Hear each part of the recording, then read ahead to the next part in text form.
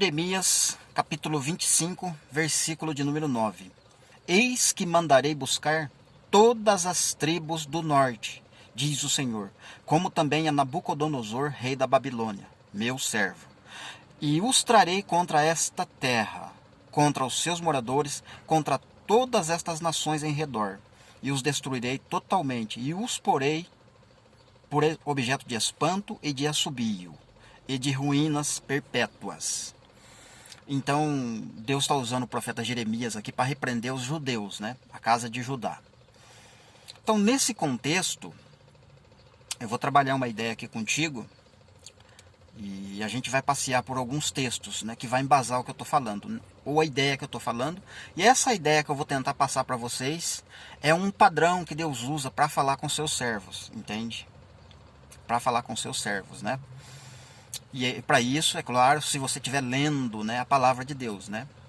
Então, se você estiver só ouvindo, porque tem pessoas que só ouvem a palavra, entende? Ouve pregação, ouve louvor, vai na igreja, ouve, mas não lê, não medita, entende? Então, tudo que é falado você digere como palavra, né? E isso é um perigo. Então, você tem que tomar cuidado, né? Pode ouvir? Pode, mas tem que examinar, entende? Para poder reter o que é bom. Então, esse período aqui é um pouquinho antes do cativeiro, né? Um pouquinho mais antes disso aqui, né, que Jeremias está sendo levantado por Deus para falar com o povo de Israel, Deus dividiu as 12 tribos em 2 reinos, né, lá na época de Salomão. Né? Todo mundo conhece esse trecho, não vou entrar em detalhes, não é necessário fazer explanação ou mexer nesse texto. Deus dividiu o reino e ele tem um propósito nisso, tinha um propósito nisso e o propósito dele está sendo estabelecido, né, sendo cumprido. A vontade dele está sendo feita. Um pouquinho depois que o reino foi dividido, Deus permitiu que Senaqueribe entrasse na terra de Israel, levasse para cativeiro as 10 tribos, né, todinho o reino do norte, né, saqueou o reino do norte, bagunçou o coreto, pintou e bordou na terra do norte, acabou com Samaria e todos os povos em redor, né, Senaqueribe. Só que Senaqueribe não conseguiu entrar em Judá e em Jerusalém. Não conseguiu, Deus não permitiu.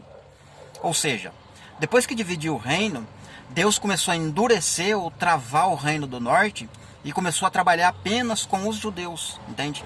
Deus começou a trabalhar apenas com a casa de Judá. E quando eu falo casa de Judá e casa de Israel, para quem não sabe, tá? Então, a casa de Israel é 10 tribos, né? E ela aponta para os gentios, para todas as nações, né? E a casa de Judá aponta para os judeus, né? Inclusive, os judeus, né? A origem dos judeus é a tribo de Judá. Entende? Judá é apenas uma tribo. Judá não é Israel, tá? Israel é composto por 12 tribos. Entende? Judá é israelita? Sim. Só que os israelitas não são todos judeus, entende? Tá? Então esse é o detalhe. Então aqui Jeremias está falando com a casa de Judá. Com a casa de Israel ele não consegue falar mais, porque ela está entre as nações, porque foi para cativeiro. Outros foram destruídos, outros foram mortos. E os que estiverem vivos, né, que sobrarem, né, vão ouvir essa palavra, vão ler essa palavra, vão entender essa palavra, né? Entende? Então, Deus está ameaçando a casa de Judá, por conta de desobediência e coisas que estavam acontecendo lá, né? Ele está falando que vai trazer o rei Nabucodonosor e ele vai invadir a cidade. E também ele está falando que vai trazer todas as tribos do norte contra Jerusalém e contra Judá. Ou seja, só aqui você já consegue identificar que tem 2 povos que se originou de Israel, entende? Casa de Judá e casa de Israel. A casa de Judá é composta por 2 tribos, Judá e Benjamim. Tá? Judá e Benjamim. Então ele está ameaçando eles, né? Se vocês não obedecer, se vocês não continuar fazendo o que eu quero, eu vou trazer todas as tribos do norte. Também meu servo Nabucodonosor, rei da Babilônia. E ele vai causar estupendas aqui, né? Ele vai destruir essa terra. E aconteceu de fato. Destruiu a terra, queimou o templo, eles foram para cativeiro. E quem foi para cativeiro seria destaque, porque Jeremias profetizou também, né? Quem obedecesse, quem fosse para cativeiro e obedecesse o rei Nabucodonosor, Deus colocaria os seus olhos sobre aqueles que estivessem lá dentro do cativeiro, para fazer com que eles se destacassem lá. Sadraque, Mesaque, Abidnego, Daniel, Ezequiel se destacaram lá dentro da Babilônia. Deve ter outros, né, que a Bíblia não menciona. Com certeza teve outros que se destacaram lá dentro. Então aqui Jeremias está falando antes do cativeiro, né? Antes do cativeiro, ok. Oséias no capítulo 1, Oséias vai dizer lá no verso 7, capítulo 1, verso 7, nos primeiros versos, Deus está falando que vai mandar embora a casa de Israel. Vai dar carta de divórcio, vai destruir, não é mais meu povo, não tem misericórdia, não quero nem saber mais com a casa de Israel. Porém, os pecados da casa de Judá eu vou suportar, vou me compadecer e vou continuar casado com a casa de Judá. Entende? É a mesma sequência que eu estou explicando aqui, que eu estou falando, né? Aí a gente vai ler agora Esdras, né? A gente vai ler Esdras, porque é pós-cativeiro, né? Para ver se muda a configuração ou o padrão que Deus está falando né, com seus servos, né, com seu povo, né? Esdras, capítulo de número 1, verso 5. Vamos lá. Que diz assim, ó. Então se levantaram os cabeças das famílias de Judá e de Benjamim, e os sacerdotes, os levitas, com todos aqueles cujo Espírito de Deus despertou, para subirem e edificar a casa do Senhor, a qual está em Jerusalém. Quem que Deus despertou então? A tribo de Benjamim e a casa de Judá. Ou melhor, a tribo de Judá e a tribo de Benjamim, que os dois juntos formam a casa de Judá. Apenas essas duas tribos foram despertadas, né? E Deus usou Ciro para trazer eles, né, do cativeiro, e eles começam a edificar a casa de Deus, cuja essa edificação vai profetizar a edificação da nova aliança, que é Cristo, né? A igreja, entende? A edificação que nós estamos fazendo hoje foi profetizada pela tribo de Judá e pela tribo de Benjamim. Tá certo? Então, depois do cativeiro, não tem Israel aqui, entende? Isso que eu quero que você entenda. Não tem Israel na jogada. É só a tribo de Benjamim, a tribo de Judá e alguns levitas, cujo Espírito de Deus despertou, para eles virem edificar, né, a casa de Deus ou o templo que está em Jerusalém. Eu quero ler mais um texto aqui. Daniel 9:7. Vamos ler Daniel 9:7. Mas o que Daniel tem a ver? É só para a gente entender o padrão que Deus usa para falar através dos profetas, para falar conosco, né? Olha lá, Daniel 9, verso 7. Daniel está orando, né? A ti, ó Senhor, pertence a justiça, mas a nós o coroar de vergonha, como hoje se vê, aos homens de Judá e aos moradores de Jerusalém, vírgula. Homens de Judá e moradores de Jerusalém. Homens de Judá é a tribo de Judá. Moradores de Jerusalém é a tribo de Benjamim. Jerusalém é a capital do território que foi dado a Benjamim, a tribo de Benjamim. E a todo Israel, quer os de perto, quer os de longe, e em todas as terras por onde o Senhor os tem lançado, por causa das suas transgressões que cometeram contra ti. Percebe o padrão? Daniel está orando pelos homens de Judá e os moradores de Jerusalém, que estão em cativeiro junto com Daniel. Tanto os de perto quanto os de longe, né? Zacarias vai falar disso, perto e longe. Paulo, em Efésios 2, também vai citar isso, né? Os de perto e os de longe, que foram alcançados por Cristo, né? Ok, né? E a todo Israel, para onde o Senhor os tem lançado. Lembra que eu falei no início? Que Senaqueribe e equipe, a dinastia dos sírios, conduziram, levaram para cativeiro as 10 tribos, né, foram para cativeiro, se misturaram no meio das nações, né? Mas Daniel está orando por eles, entende? Porque há a profecia de restauração, entende? Lá no Êxodo 19, né? Já foi profetizado que Deus restauraria as 12 tribos, né? Em Cristo. Zacarias 9:13. Vamos ler. Hoje o vídeo é com bastante leitura, tá? Hoje o vídeo é mais, não é reflexão, é uma reflexão, mas tem leitura, né? Por isso que é importante a gente sempre estar lendo, meditando o padrão que Deus usa para falar, né? Ah, mas tem isso no Novo Testamento? Tem no Novo Testamento, esse padrão, com certeza. E outro dia a gente vai trabalhar o Novo Testamento desta forma também. Versículo 13, diz assim, ó, Zacarias, né? Porque para mim eu curvei Judá como um arco, e o enchi de Efraim. Suscitarei aos teus filhos, ó Sião, contra os teus filhos, ó Grécia, e te porei, ó Sião, como a espada de um valente. Então, aqui no caso é uma profecia, né? Porque Judá não está travado, não está curvado, né? Judá está em Jerusalém, né? já está no período da edificação. Na verdade, está terminando a edificação, né? Zacarias foi levantado para animar o povo, para despertar o povo, para voltar a edificar e terminar a edificação que estava paralisada, tá certo? Então ele está profetizando. E o que ele está profetizando? Né? E nesse contexto todo vai falar da união, né? Das duas casas, né? A união das tribos, né? De todas elas em Cristo. Pois para mim eu curvei Judá como um arco e o enchi de Efraim. Então Judá é o arco que fica parado na mão do Senhor, né? E Efraim é lançado como flechas, né? Para todas as terras, para todas as nações. Porque lá em Oséias está profetizado que eles vão subir da terra como uma plantação, né? Em Cristo, né? Ressuscitar. Fala contexto de ressurreição, mas também fala contexto de aceitar Cristo, receber Cristo e nascer como uma plantação, entende? Na terra.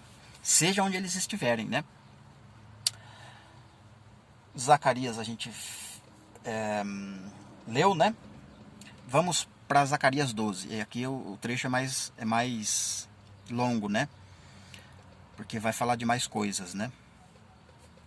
Deixa eu ver quantos versos a gente vai ler a partir do 4.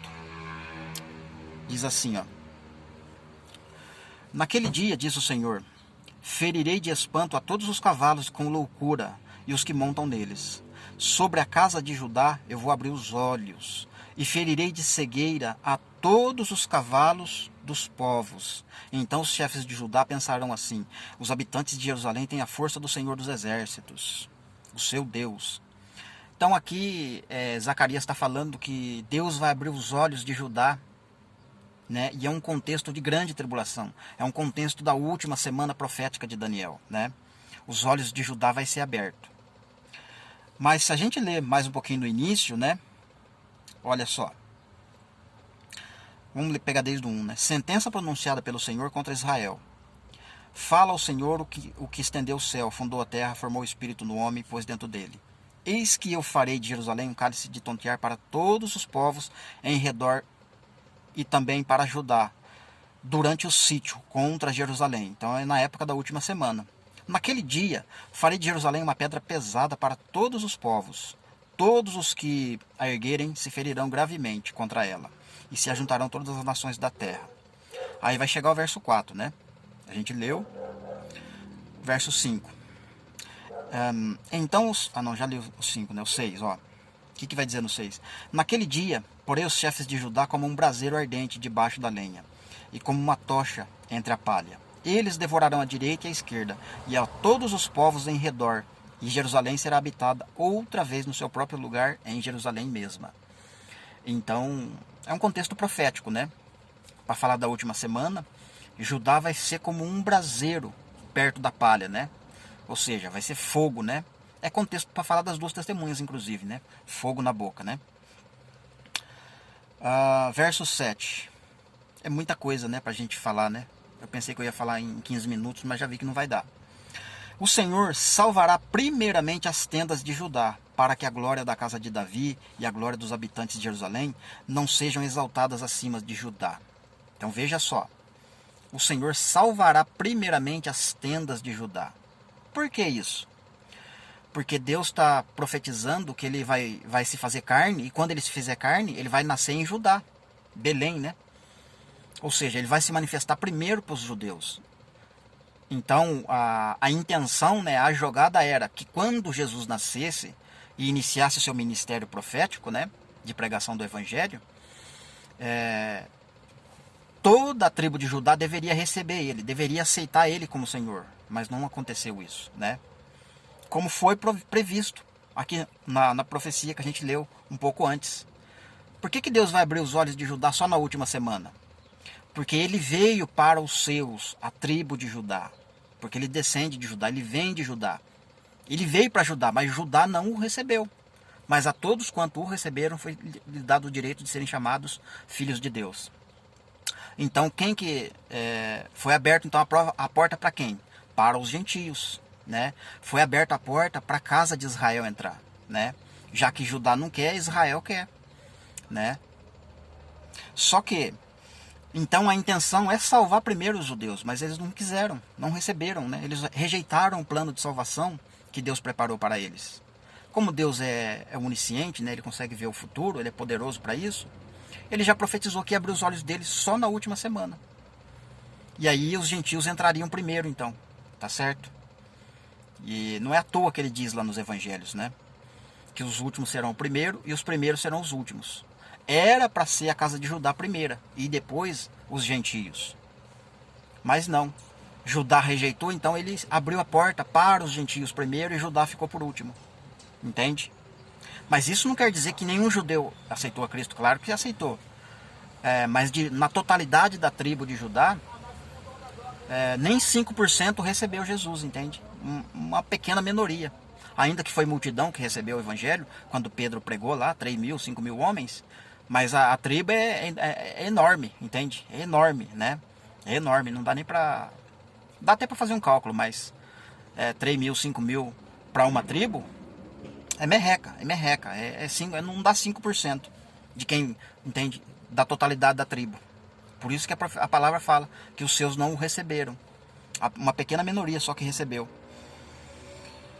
Naquele dia o Senhor protegerá os habitantes de Jerusalém, e os mais fracos dentre eles, naquele dia será como Davi, e a casa de Davi será como Deus, como o anjo do Senhor diante deles. Então essa casa de Davi aponta para a casa de Israel, é o tabernáculo caído de Davi, entende? Aponta para as 10 tribos, né? Que também vão estar na jogada, né? Profeticamente. Naquele dia procurarei destruir todas as nações que vierem contra Jerusalém, né? E aí o restante do capítulo vai estar falando aqui, né? Que eles vão chorar, porque eles vão ver o Messias, vão reconhecer e vão chorar amarga. Cada família vai chorar à parte, etc, etc, etc. A gente já falou em outro vídeo sobre isso, né? Não é o foco agora. Então tá aí, queridos, ó. Antes do cativeiro, Oséias, capítulo 1, tá falando da casa de Israel sendo despedida e a casa de Judá continuando casada com Deus, né? Jeremias 25:9 está repreendendo a casa de Judá para eles, né, se arrepender, ficar esperto que Nabucodonosor estava vindo junto com as outras tribos, né, para esmagar eles, né, caso eles não se arrependessem. Não se arrependeram e veio de fato. Isso antes do cativeiro, né? Pós-cativeiro, Esdras, capítulo 1, verso 5 a gente leu. Ainda tem o capítulo 4, verso 1 que eu não li, mas lá está dizendo que a tribo de Benjamim e a tribo de Judá estava edificando a casa de Deus, quando os adversários chegaram e paralisaram a obra, né? Mostrando ali que tem só 2 tribos trabalhando, né? É como se Deus estivesse mostrando só 2 testemunhas, né? Trabalhando na obra de Deus, profetizando uma obra maior ainda que seria concluída em Cristo. E quando chegasse na época dessa edificação em Cristo, né? A casa de Israel participaria. O profeta Ageu está falando, o profeta Zacarias profetizou, né? Que os filhos de José devem ajudar nessa edificação, né? Fortaleçam as mãos, né? Etc, etc, etc. Daniel, durante o cativeiro, orou pela casa de Israel, mas a casa de Judá estava junto com Daniel. Zacarias 9:3 a gente leu, né? Que fala lá de Judá travado, né? E Efraim como flechas, né? E João 1:11-12 que eu falei que ele veio para os seus e os seus não o receberam. Resumindo mesmo, depois da divisão lá da época de Salomão, Deus congelou o reino do norte 10 tribos e foi trabalhando só com a casa de Judá até a chegada do Messias, né? Aconteceu várias coisas, né? Mas ele só estava casado com a casa de Judá. Mas a casa de Judá também estava pecando, estava adulterando, estava se prostituindo. Inclusive, ela é comparada como Sodoma e Gomorra, inclusive. Durante esse casamento ainda, que perdurou até a chegada do Messias. Porque Deus precisava ficar com eles até Jesus chegar, né? Entende? Para manter a linhagem, entende? Para manter um certo padrão, né? Então, a casa de Israel ficou congelada aí por não sei quanto tempo, né? Desde... não vou fazer esse cálculo de cabeça, não. Deixa para outra hora. Então, desde a época de Senaqueribe, né? Deus congela a casa de Israel e trabalha só com a casa de Judá até o Messias chegar. Quando o Messias chega, a casa de Judá era para ser salva primeiro, ela não recebeu o evangelho na sua totalidade. Então, Deus congela a casa de Judá e descongela a casa de Israel para que a casa de Israel venha trabalhar, entende? Mas isso não quer dizer que durante esse período de congelamento nenhum israelita se salvou. É claro que sim, mas uma pequena minoria, um remanescente, né? Como Paulo fala. E aí congelamento de Judá vai ficar até a última semana. Quando chegar na última semana, Deus descongela eles, abre os olhos deles para eles ver o Messias, entende? Só que aí Deus vai fechar a porta da graça, no caso, que vai chegar a plenitude dos gentios, né? Não vai entrar mais gentil. Vai ficar aberto só para os judeus entrar, para completar a plenitude deles também, entende? Para formar as duas testemunhas, né? Para levantar as duas testemunhas e o cumprimento da última semana fechar com chave de ouro, com um grande avivamento. Aí a casa de Israel avivando a casa de Judá, entende? No contexto profético, a casa de Israel não quis, a casa de Judá não quis avivar a casa de Israel. A casa de Judá queria mesmo que a casa de Israel se exploda, se lasque, né? Porque a casa de Judá acha que só ela é a esposa, só eles são os bambambam, entende? Até hoje é assim, né? Só eles é povo de Deus, né? Então eles queriam que Israel se danasse. Mas Israel, as outras tribos, não é assim, né? Assim, não no contexto profético, mas eu digo nos dias de hoje. A casa de Israel quer que os judeus não se lasquem. A casa de Israel quer que os judeus se salvem, né? Mas eles não querem, porque eles estão endurecidos. Então vai chegar na última semana, fechou a plenitude dos gentios, a porta da graça se fecha, Deus descongela a casa de Judá e usa os gentios, né, para despertar a casa de Judá. E a casa de Judá vai aceitar esse despertamento, vai receber, né, esse evangelho, e os dois vão ficar duas testemunhas, vão ficar dois povos poderosos na terra. Aí você vai ver o maior avivamento da história da igreja, da Bíblia inclusive, né? O maior avivamento da Bíblia vai acontecer na última semana profética de Daniel, né? É uma pena que muitas pessoas, né, faz a separação de Israel e igreja, quer ser arrebatado 7 anos antes e vai perder o maior avivamento da história, né? Todo aquilo que Deus tá guardado, tá reservado para profeticamente falar, para acontecer para a última semana, né? Eles não querem participar, né? Eles estão jogando no lixo uma coisa tremenda, né? Mas é isso aí, queridos. Deus abençoe, um forte abraço. O vídeo vai ficar por aqui. Tinha mais uma coisinha que eu queria falar aqui, mas eu não estou me lembrando. É a respeito do canal. Mas em outro vídeo eu falo, a hora que eu estiver lembrando, né? É isso aí. Se Deus permitir, a gente continua gravando. Deus abençoe vocês e até o próximo vídeo.